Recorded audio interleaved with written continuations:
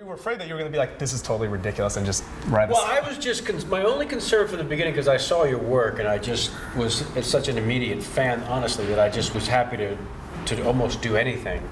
My only concern was that fine line of, it's brilliant if everyone takes the leap of faith in their trust in you as a filmmaker, that the only reason to do this is that Dan is really under. Because if he's not really under, then it's the lamest thing in history.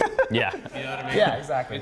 It's crystal clear. It's either the lamest thing in history, and then what was allowed me to wrap my brain around that people would accept it, is that knowing your work, who would think that you would want to take that work and then follow it with a staged, not really hypnotized guy? Right. I mean, it's one of those things where you can look at this and be like, it's a lot more effort to fake it than it is to actually And it's just do it. instantly lame. Yeah. It's like, what possible advantage would you have as a filmmaker who's still sort of making a name for himself?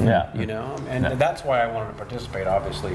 One of the things that we found when sort of working with hypnotism and working with hypnotized people is that it's interesting talking to actors, because they say that the people that they're acting against seem to genuinely feel the emotion that they're going through. I mean, what was it like for you then to be acting alongside a hypnotized guy? It's easily the most surreal acting experience in terms of your scene partner. Is that what you're talking about? Yeah, exactly. Yeah, and I've had an actor have a heart attack during a scene.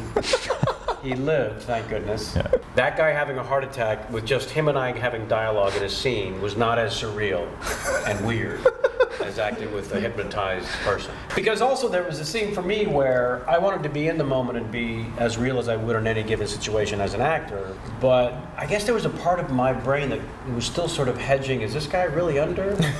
You know, even though, again, from the beginning, you have to embrace that, otherwise the whole thing is ridiculous. And as I told you guys the very first time we met, this is either real and therefore crazy and brilliant, or the worst punk on me ever. Because that did cross my mind. You know, am I literally going to be made the biggest asshole in history on the internet? Can you believe this so-called legitimate actor bought into this? Of course Dan was never hypnotized. We just wanted to see if this actor would play along. To help alleviate your fears, we sent along some, we recorded all these, and we sent along some of the behind the scenes that we shot for that, just to test it. We actually have been doing this for about a month, every week, just sort of testing the boundaries and seeing how far we can push Dan without having him, you know, come up in the middle of it.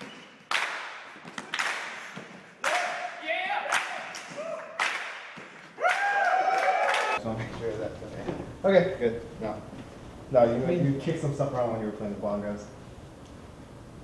You stop it. You do have to sing to activate the car. Right. Of course. Now, I want you to sing your least favorite song in the world. Unfortunately, that's what activates this car. Your least favorite, the song that pisses you off, you've got to sing it. Otherwise, it ain't gonna start. Okay. Poker face. Poker face.